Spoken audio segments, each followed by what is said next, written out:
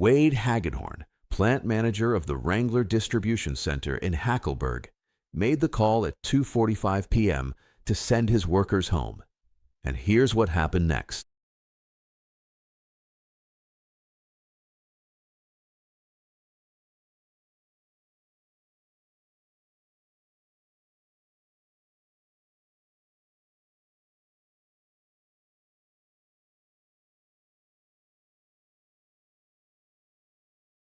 We've got tornado emergencies now going on northeast and northwest of Birmingham, and you've done something that you've never done before. Yeah, accordingly, for the first time in the history of the Tornado Condition Index, we've upped the value to a 10. If you're in northern Alabama, it's a 100% chance that you're going to see a tornado within 50 miles. Silence, then a rumble, deep, guttural, getting louder.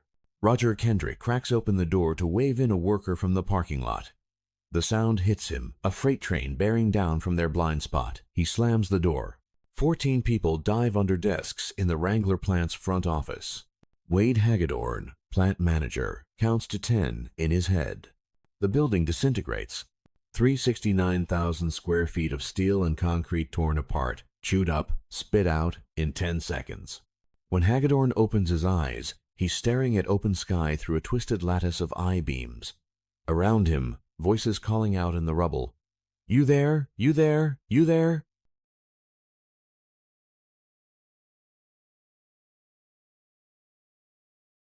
Holy shit. It sounds like a fucking train! It really does sound like a train. Get in there. Oh my God. Sarah, listen, it sounds like a train. I've never been in. Listen.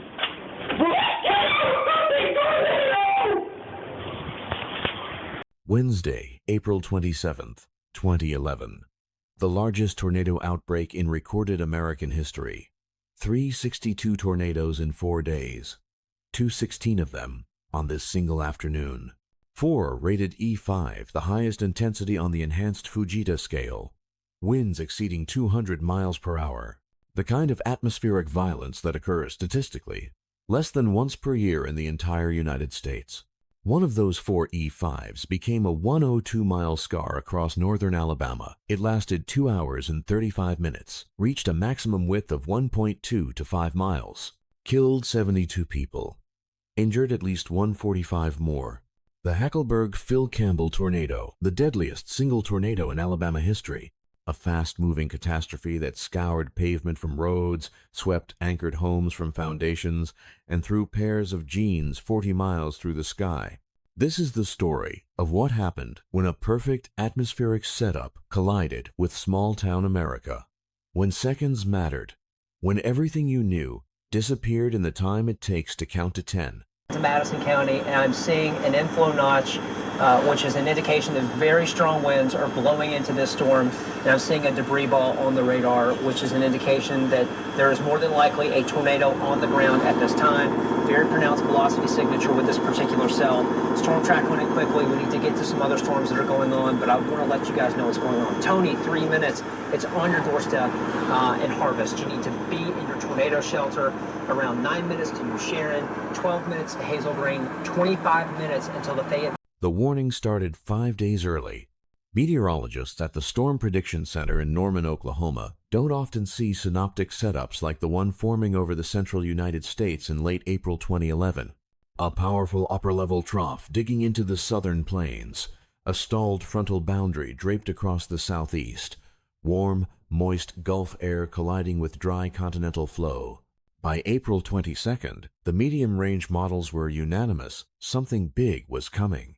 By April 25th, 3 days out, the SPC issued a Day 3 outlook with a moderate risk across Arkansas through Tennessee. The message was clear: prepare for a multi-day severe weather event with the potential for significant tornadoes. April 26th brought tornadoes, 55 confirmed across the South. Long-tracked wedges carved through rural Texas and Louisiana. An EF5 destroyed structures at Fort Campbell, Kentucky. But remarkably, no one died. It was the atmospheric dress rehearsal for what was coming. Right there. Where is That's it? just shoot right there, bud. Shoot. That's it, right there. over them trees that you can see. Wow. Is he parked yet? Come over the Yeah, wheel. right Pick it there. up. That's it right there, rotating counterclockwise right there. Where you go? Where is They he? said the one done hit Anderson Hills over there, tore it up. At 4 a.m. on April 27th, Birmingham meteorologist James Spann got the call he'd been dreading. The first tornado warning. Spann had been in broadcasting since 1973. 48 years old. A fixture in Alabama homes. The man Central Alabamians turned to when the sky went dark.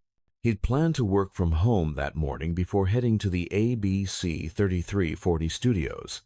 Instead, he rushed in. Yeah, look at that smoke, man.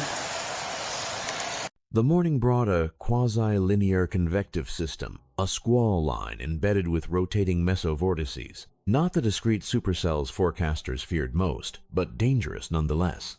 Spann and meteorologist Jason Simpson began what would become an 18-hour broadcast marathon. Spann alone would stay on air for 10 consecutive hours. The morning round killed 5 people, caused extensive damage, knocked out power to thousands, and it was just the warm-up.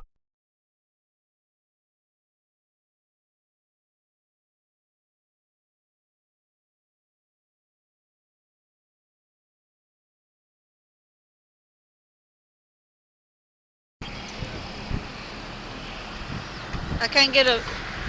At 6 to 10 UTC 1:10 a.m. Central Time, the Storm Prediction Center issued something rarely seen, a second consecutive high-risk Day 1 outlook.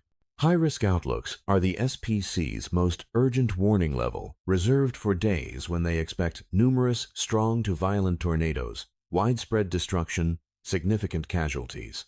The April 27th high risk wasn't just routine, it was extraordinary. The outlook showed a 45% hatched tornado probability across portions of Mississippi, Alabama, Tennessee, and Georgia. Translation: nearly 1 in 2 chance that any given point in the risk area would see a tornado within 25 miles. The discussion used phrases like explosive supercell development, significant tornado threat, and long-track violent tornadoes. By afternoon, particularly dangerous situation tornado watches, the most severe type of watch the NWS issues, were draped across Dixie Alley. The atmosphere over northern Alabama on the afternoon of April 27, 2011, was loaded for violence.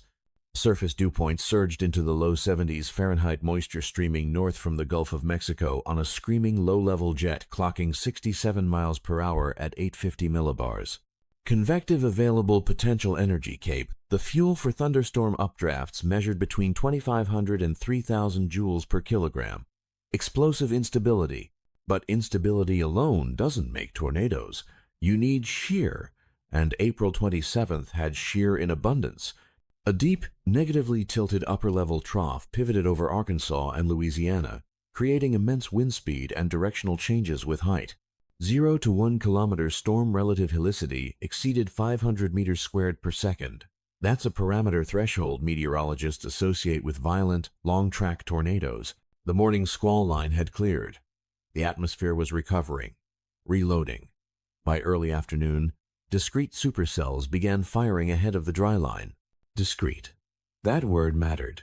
Each storm cell could ingest unadulterated warm air without competition from neighboring storms.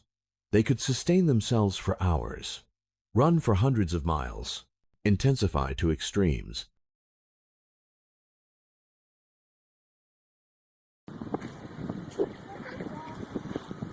The parent supercell that would produce the Hackleburg tornado initiated over eastern Mississippi in the mid-afternoon. It was one of dozens of discrete storms now exploding across the region, each one a rotating monster with the potential to drop a tornado. NWS Birmingham and Huntsville offices were already on heightened alert. Every meteorologist in the region knew what was coming. The radar screens lit up with classic supercell signatures, hook echoes, bounded weak echo regions, debris balls. The Hackleburg storm tracked northeast, crossing into Marion County, Alabama, ingesting the rich, low-level moisture, feeding on the intense wind shear, growing.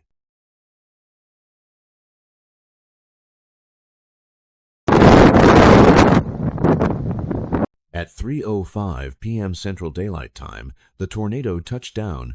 Location: approximately 5 miles west-southwest of Hamilton, Alabama, near Alabama Highway 19 and Sipsey Creek. Marion County.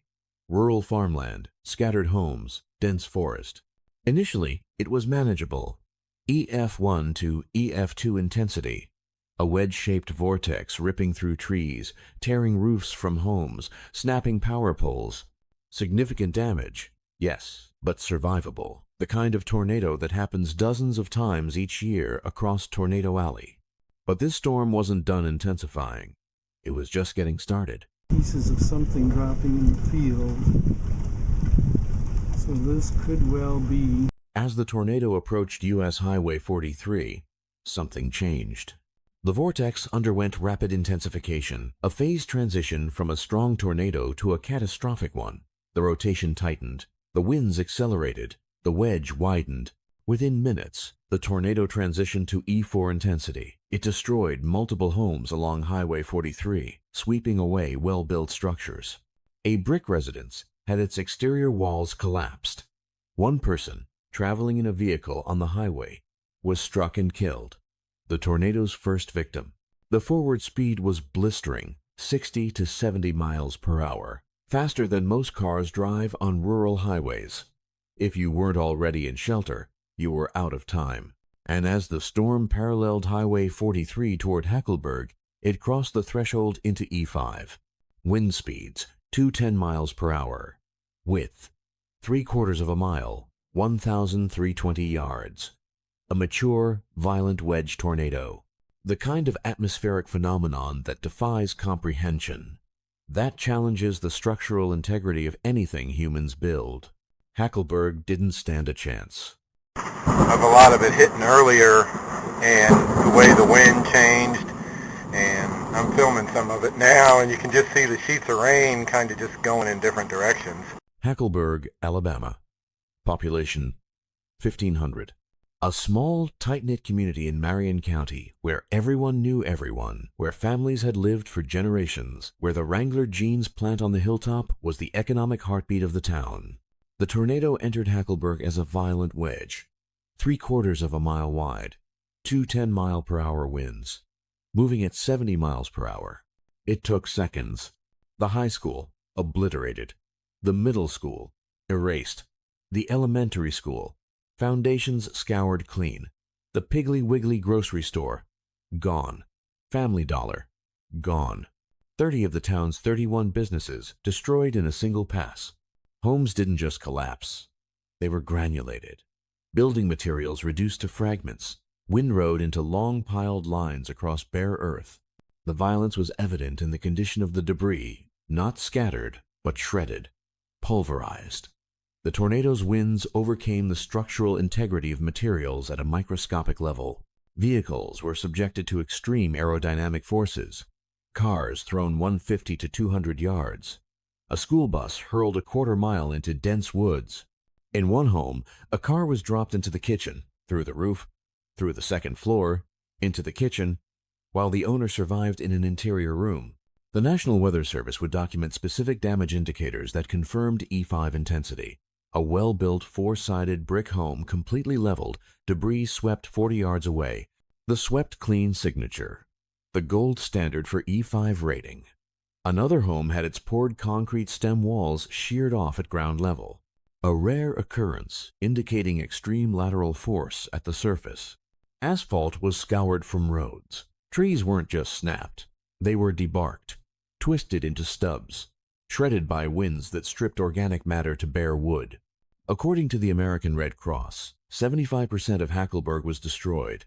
18 people died in the Hackleburg area. Bridget Brisbois, 34. Charles Garner, 75. May Garner, 79. John Lynch, 70. Freddie Lolly, 81. Vicky Lolly, 55. Carlo and Donna Jokella, 76 and 77. Ed and Teresa Hall, 53 and 50. The list went on. Elderly residents who had no ability to reach adequate shelter. Families torn apart. Lives erased in the same 10 seconds that erased their homes. Several storms around the Tennessee Valley. And that is rejoin the BTT News 19. Inside the Wrangler distribution center, Wade Hagedorn had made a decision that morning that saved hundreds of lives. The plant manager, a longtime Hackleburg resident, had watched the forecasts with growing unease. That morning, unusual hail had pelted the area large, destructive hail that got everyone's attention. The Storm Prediction Center's outlook was dire. James Spann on ABC 3340 was painting a picture of an historic, deadly day. Hagedorn made a call. At 2 p.m., he released the first shift workers early. Then he canceled the second shift, scheduled to start at 4 p.m. It was the first time he'd ever taken such a step because of a tornado threat. He called workers, told them to stay home. Not everyone got the message. At 3 p.m., when the tornado warning came from the National Weather Service, 14 people were inside the Hackleburg facility. The plant's tornado drill protocol was clear. Shelter in the distribution center's front office next to an interior wall under desks. At 3:25 p.m., Hagedorn spotted a worker in the parking lot retrieving something from his truck. He asked Supervisor Roger Kendrick to help get the worker inside. Kendrick opened the door. He heard it immediately. The roar, distant but approaching, a sound like no other. The deep, grinding rumble of a massive tornado. We didn't see anything because it was coming from our blind spot, Hagedorn later recalled. The tornado came, and we went into the office. 10 seconds. That's how long it took for the 369,000 square foot facility to be destroyed. Steel trusses twisted like pipe cleaners. Concrete wall panels tumbled. The roof lifted off and disintegrated. Machinery that weighed tons was thrown hundreds of yards. Inside, the 14 workers huddled under desks as the world ended around them. The noise was deafening metal screaming, concrete fracturing, the roar of 200-mile-per-hour winds. Then, suddenly, silence. Within 10 seconds of when we felt like it was hitting, it was over, Hagedorn said. The survivors started an impromptu roll call, voices calling out in the darkness and dust. You there? You there? You there? Each person answered in turn. Everyone knew who was next to them in line. Everyone, except one. So it's past the plant? Linda Knight, 57 years old, 32 years of service with Wrangler, didn't answer. She'd been killed when the building collapsed. The concrete wall panels that fell created, by sheer chance, a protective V shape over the other survivors, preventing them from being crushed. 13 people crawled out from under the debris into a landscape transformed.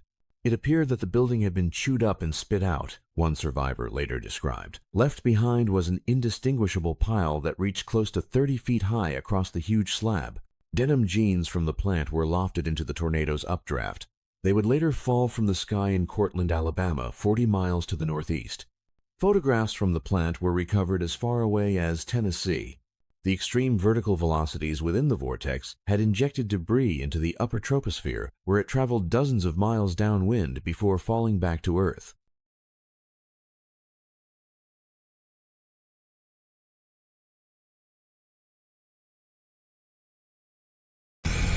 For the Franklin County and Lawrence County area, this cell more than likely will be, has a history of producing a tornado, and quite probably has a tornado on the ground with it at this time, as we have had reports in the past. So you certainly need to be taking your tornado precautions immediately. Both of these cells are just I don't know about this. We have, At 3:28 p.m., the tornado crossed from Marion County into Franklin County. Unlike many tornadoes that cycle in intensity weakening, then re-strengthening as the mesocyclone undergoes occlusion and reformation, the Hackleburg storm maintained E5 strength. It was a prolonged period of maximum violence that contributed to the catastrophic death toll.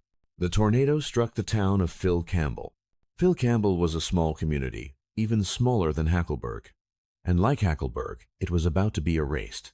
Well-built homes were swept clean from their foundations. Cars were wrapped around debarked trees. A 25-foot section of asphalt pavement was sucked up and scattered chunks 5 to 6 inches thick thrown over 1/3 of a mile away. Pavement scouring is a controversial but potent damage indicator. It requires wind speeds and pressure deficits that far exceed standard structural failure limits. Trees in Phil Campbell were debarked and twisted, reduced to wooden stubs with only fragments of branches remaining. The tornado wasn't just pushing objects over. It was creating enough lift and shear stress to overcome the tensile strength of road surfaces, the cellular structure of living wood. Mountain View Baptist Church, destroyed. The high school, demolished. Public housing units, obliterated. Survivors emerged from shelters to find familiar landmarks completely gone. A blanket of debris covering everything. Power lines down. Trees stripped. The visual geography of their hometown erased. Reverend Tim Haney of First Baptist Church in Phil Campbell had opened the church as a storm shelter. As the tornado passed, he described the soundscape, babies crying, and a blanket of people praying. The church held. When Haney stepped outside, he noted with shock, everything was gone except my home. 27 people died in Phil Campbell. 937 structures were destroyed. Donna Berry, 52, Neela and Zan Reese Black, 68 and 45, Jack Cox, 78, Donnie and Patricia Gentry, 63 and 50, 10-year-old Ricky Knox, Amy and Jay LeClaire, 33 and 45, entire families, longtime residents, the elderly, the young. In a community where everybody knew everybody, the grief was communal and inescapable. Everybody helped everybody. Everybody knows everybody, local official Rita Barton would later say. It was both the strength and the tragedy of small-town America. When disaster struck, it struck everyone you knew.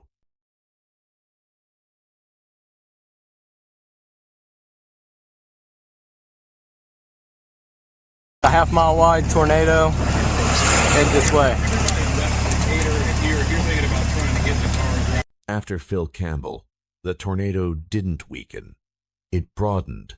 As it moved into Lawrence and Limestone counties, passing through the rural community of Oak Grove, it reached a maximum width of 1.25 miles, 2,200 yards, nearly 3/4 of a mile on each side of the center. A catastrophic swath. The National Weather Service Huntsville office would later describe the damage in Oak Grove as a relative maximum in intensity well into the E5 category. This was the tornado at its absolute worst. A large, well-constructed home with extensive anchoring was swept clean from its foundation. The forensic analysis of this site was particularly significant. A Corvette sports car, a heavy, low-profile vehicle, was mangled and thrown 641 feet, that's a measured distance, not estimated, measured, over 2 football fields.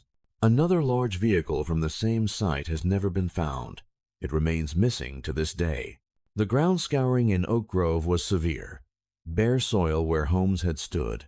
A block home nearby was disintegrated, not collapsed, disintegrated. The only remains of a chicken house were a small piece of a metal truss.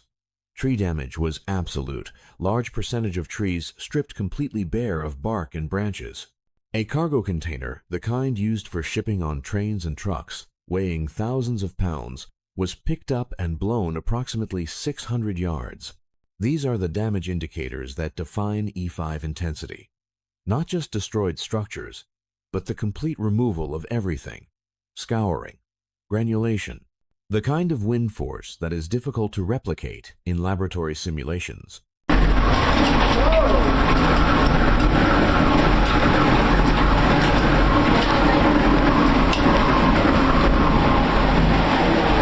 The tornado continued northeast into the community of Tanner.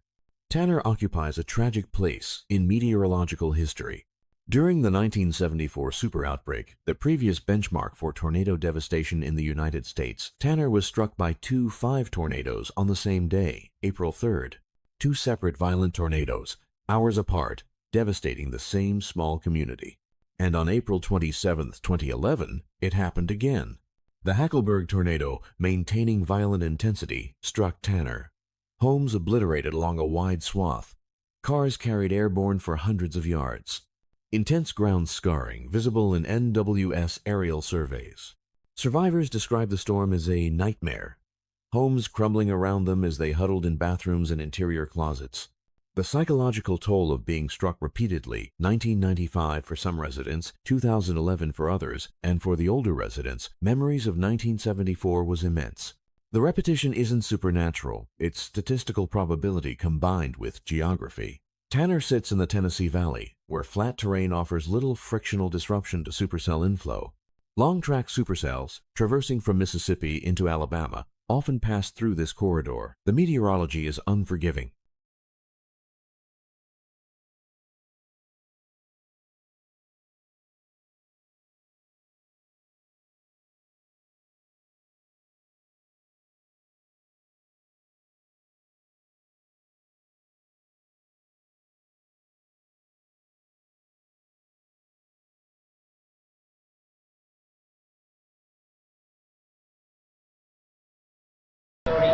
Here we are, the 27th of April, 2011. Possible wedge tornado passing just to our west. There's the Decatur, the railroad tracks. We're on the Helen Keller Bridge, the Lightning Max.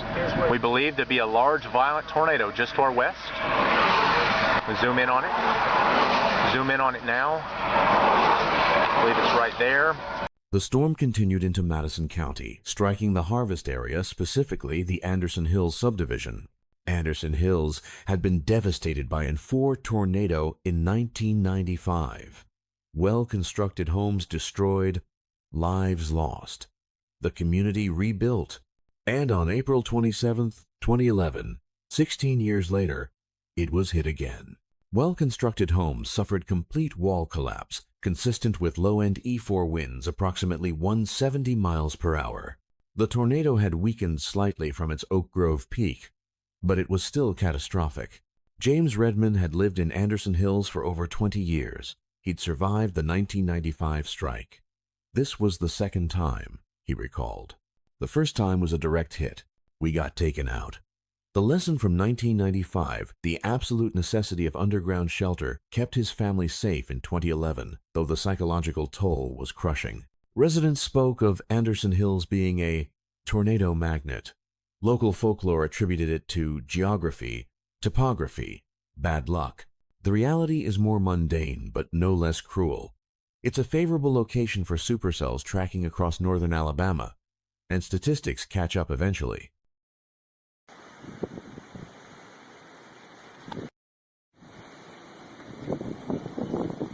The official National Weather Service record lists the Hackleburg Phil Campbell tornado as a continuous track of 132 miles, starting in Marion County, Alabama, and dissipating in Franklin County, Tennessee.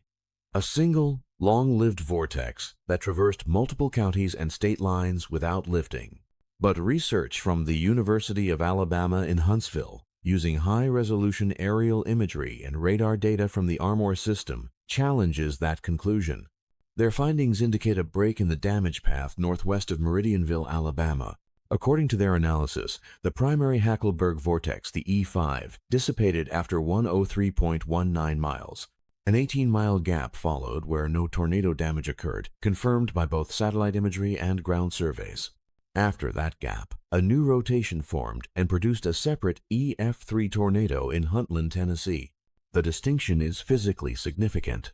It suggests the parent supercell underwent a cycling process, occluding the old mesocyclone, generating a new one, rather than maintaining a single steady-state vortex for the entire duration. However, for the victims on the ground, the distinction is largely academic. The supercell responsible for the devastation remained potent and deadly across the entire corridor. The violence of the Hackleburg to Harvest segment remains undisputed. 102 or 132 miles. Either way, it was one of the longest-tracked violent tornadoes in modern American history.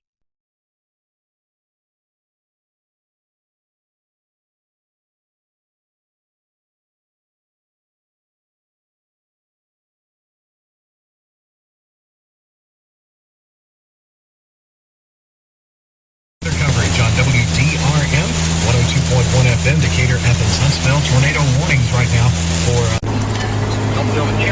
No, we're in Moulton. Should be in a safe place. Heavy rainfall across much of Limestone County right It's now. sucking up in there. Yeah, well, it's going to suck when we get Highway sucked up in there. 72, Capshaw, Pete's Corner. Very heavy rainfall, and hopefully. That's what I saw right before it hit me. See, that's kind of like. At 4:50 p.m. Central Daylight Time, or 5:40 p.m. by some accounts. Sources conflict. The tornado finally lifted. Duration, approximately 2 hours and 35 minutes.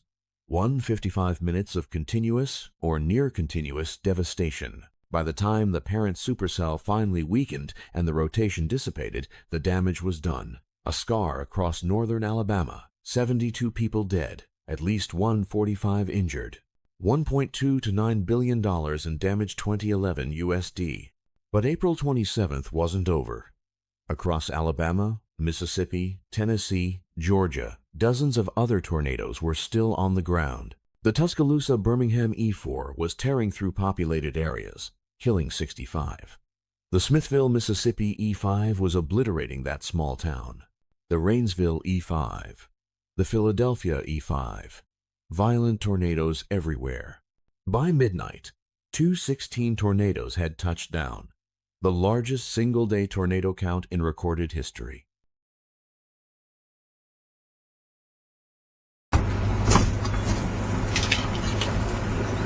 Dawn on April 28th revealed the scope of the catastrophe. In Hackleburg, searchers picked through mountains of debris, twisted metal, shredded wood, personal belongings scattered across miles. The search for survivors became a search for the missing, then a search for the dead. The Alabama National Guard mobilized rapidly, approximately 3,000 troops deployed by May 5th. They conducted search and rescue operations, distributed supplies, provided generators to overwhelmed hospitals. FEMA teams arrived. The Red Cross opened multiple shelters. President Barack Obama approved a major disaster declaration on April 28th, FEMA 1971-DR, for 43 Alabama counties, including Marion and Franklin. Federal assistance for recovery flowed in, but nothing could bring back the 72 lives lost. Tornado on the ground, debris falling out of the sky. The final numbers were staggering. Statewide, the April 27th outbreak killed 252 people in Alabama alone. 62 tornadoes touched down in the state in an 18-hour period, 3 rated E5, 8 rated E4. The Hackleburg tornado, specifically, 72 deaths later, revised to 71, as one Phil Campbell resident who died in Hackleburg was double counted. At least 145 injuries. $1.2 to $9 billion in damage. 2+ miles of continuous devastation. Deadliest single tornado in Alabama history. Deadliest U.S. tornado since the 1955 Udall, Kansas tornado that killed 80 passant. In Hackleburg, 75% of the town destroyed. 495 structures damaged along a 25-mile path through Marion County alone. In Phil Campbell, 937 structures destroyed. In all, over 23,000 homes destroyed or damaged statewide.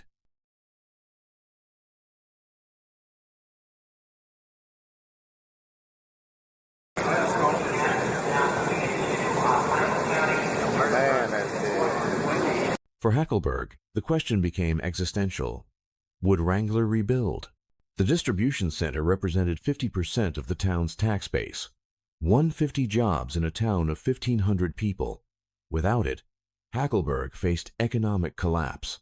VF Corporation, Wrangler's parent company, mourned the loss of Linda Knight. They faced a difficult decision. The plant was completely destroyed. They could collect insurance, relocate operations to another existing facility, write off the loss. From a pure business perspective, walking away made sense. But VF assembled a decision-making team. Operations, distribution, finance, tax departments. From the beginning, because we had a facility in Hackleburg that was very efficient and doing a great job for us, the idea was, why would we not rebuild? Said Sam Tucker, Vice President of Human Resources. But we tasked this group with this. Hard as it is, we don't want to make this decision on emotion. We want reasons based on facts. The facts. Hackleburg's location was close to Memphis, well situated for shipping to the southeast. The workforce was trained, veteran, loyal. VF had maintained a presence in Hackleburg since 1966. Out of 150 workers, 135 chose to keep their jobs with VF, willing to commute to temporary facilities while waiting for a decision. Alabama Governor Robert Bentley called VF CEO Eric Wiseman personally. The state contributed $31 million in incentives. Hackleburg added $200,000. In July 2011, VF announced they would rebuild. The new facility would be state-of-the-art, highly automated, employing 200 workers when complete. Without Wrangler, Hackleburg is a community, not a town, said Marion County Commissioner Don Barnwell. The decision became a symbol of corporate commitment and community resilience.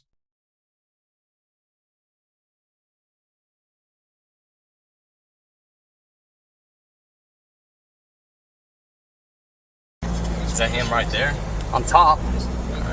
Hey, this is too close, man. Phil Campbell's recovery had an unusual chapter. Documentary filmmaker Andrew Reed had previously organized a convention of people named Phil Campbell, a quirky gathering in the town where 18 people named Phil Campbell from locations including Alaska, Australia, and Scotland met annually. After the tornado, Reed redirected the group's focus to disaster relief. The Phil Campbells from around the world traveled to Alabama to assist in cleanup, forming partnerships with Habitat for Humanity. The surreal but uplifting effort garnered national attention, bringing volunteers and donations to a town that desperately needed both.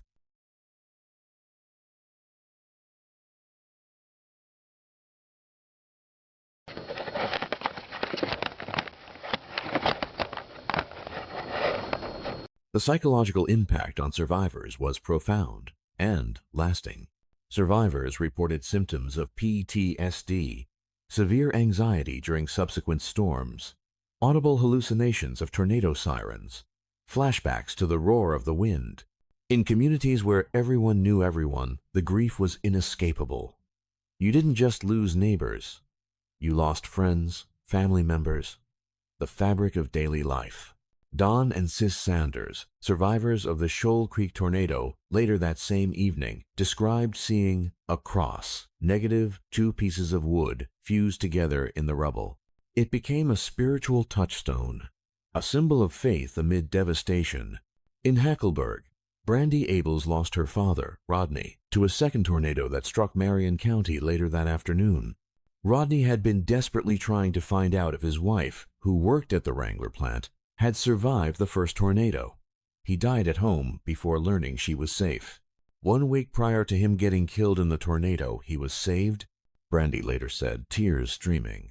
So that makes me have comfort to know that he was saved. That's how I get through it. James Spann, the meteorologist who spent 10 hours on air, admitted years later, "I've really not processed everything that happened that day 10 years later. I don't think I ever will. That day will certainly be part of my soul for a long time." I can't get it close. I can't get it to...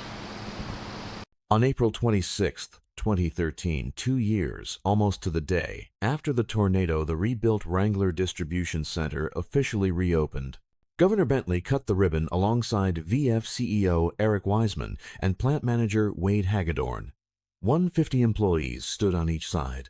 Inside, a conveyor system 2 miles long, capable of handling 27 million pairs of jeans per year, a 369,000 square foot facility gleaming with new equipment. But before the celebration, there was remembrance. A memorial was unveiled at the plant entrance, a mesh screen etched with the names of all 71 people killed by the tornado across the neighboring counties. Wade Hagedorn spoke simply. There was no question we wanted to do something to honor their memory. This will hang in the entrance, and everyone who goes into the plant will see their names and remember their sacrifices. At 3:28 p.m. that day, 75 people gathered along Highway 43 in Hackleburg. They stood in silence to mark the moment, the exact minute the E5 tornado had arrived to change their town forever. Back here, on top of us. Yeah, just right here in this corner. How? Get on back here in this corner. Back here in the corner, David. But you don't never know what that door will do. David! I know this is... 14 years later, the scars remain. Empty lots in downtown Hackleburg and Phil Campbell serve as silent memorials to businesses and homes that never returned. The population of Phil Campbell declined as residents, unable to find housing or overcome trauma, moved away. Mayor Darrell Colburn stood in front of an empty lot across from Hackleburg's rebuilt City Hall in 2021. In your mind, you're always thinking about what used to be. It seemed like everything you wouldn't want to get hit got hit that day. The town still lacks sufficient retail space. The trees are small, if they exist at all. In a place once named for its abundant hackberry trees, the forest hasn't fully recovered, but neither has it been defeated. This side of the Fairview, near the power substation, which is probably why the power is out. A lot of reports there of power outages. Yeah, she said this thing came live. The Hackleburg Phil Campbell tornado reshaped severe weather science. It demonstrated the upper bounds of atmospheric energy pavement scouring, debris granulation, long-distance debris, transport at high forward speeds. Research found that over half the debris signatures in the entire 2011 outbreak database originated from this single tornado. It challenged building codes, revealed that at wind speeds approaching 200+ miles per hour, even well-anchored homes can fail when foundation material itself becomes the failure point. Proved that above-ground structures, no matter how well built, cannot survive E5 winds. The mean lead time for tornado warnings on April 27th was 22.1 minutes. Probability of detection, 89%. From a meteorological science perspective, the warning process worked excellently. Yet 252 people died in Alabama. The lesson: warnings are necessary but not sufficient. You need underground shelter. You need a culture of preparedness. You need people to take warnings seriously despite high false alarm rates. Meteorologists like James Spann have since worked to reduce false alarm rates, now around 1/3 instead of the majority in 2011. Technology has improved.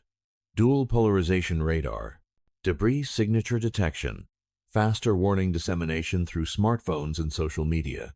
But nature still has the upper hand. This is the first time I have ever seen this.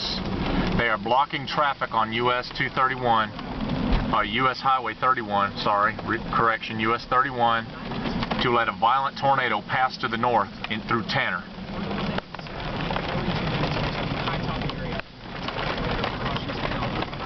What survives when everything else is destroyed? Erin Flanagan was 17, a senior in high school preparing to graduate when the tornado struck Hackleburg. She stayed, raised her 2 sons there.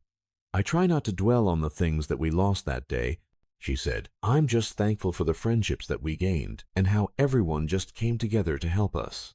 The Wrangler plant workers Myra Hall, 33 years of service. Charlotte Walter, 20 years. Donna Frederick, 15 years. All chose to stay with the company, commuting to temporary facilities, waiting for the rebuild. Wrangler stepped up to the plate, Hall said. "I mean, they took care of us." Reverend Tim Haney, who sheltered people in First Baptist Church as the tornado passed, witnessed the communal response. Survivors climbing through windows of destroyed hardware stores, not to loot, but to get what they needed and write down what they owed. The social fabric held when concrete and steel failed.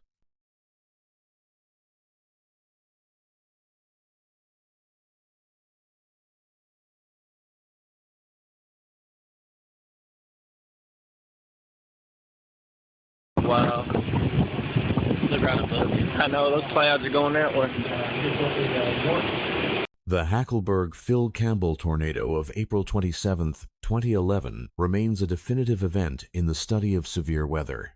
It stands alongside the Tri-State tornado of 1925, the Jarrell tornado of 1997, the Bridge Creek Moor tornado of 1999, and the Joplin tornado of 2011 as a benchmark of atmospheric violence.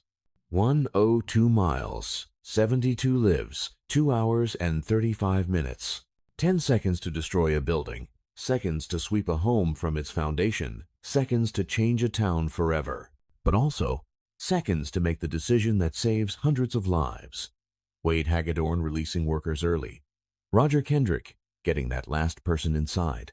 Communities rallying around each other when the storm passed. The tornado destroyed buildings. It tested the structural integrity of communities. And while concrete and steel may fail, while trees may be stripped bare, while towns may be erased from their foundations, the human response, reinforced by faith, community, and external aid, remained unbroken. April 27, 2011, the day the sky fell across Alabama. The day 72 souls were lost to the most powerful force in nature. Their names are etched in mesh at the Wrangler plant entrance. Remembered every April 27th at 3:28 p.m. Honored in the resilience of those who stayed, who rebuilt, who refused to let their towns die. The Hackleburg monster, Alabama's deadliest tornado. A reminder that the atmosphere's capacity for violence is matched only by the human capacity to endure, to grieve, to heal, and to remember.